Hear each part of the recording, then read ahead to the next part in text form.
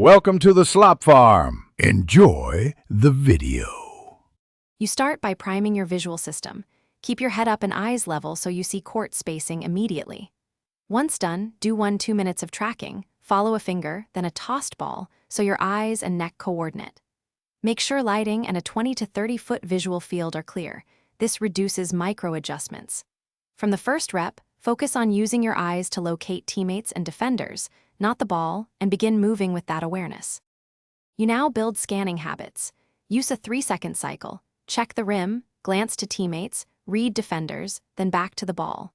While doing this, train peripheral vision by fixing your central gaze and noting movement 5 to 10 degrees off axis. This improves reaction without moving your head. Then, make sure to combine that visual work with a controlled dribble for 30 to 45 seconds so your eyes learn to process information while performing a skill. Repeat with increasing speed. You finish by applying the routine under pressure.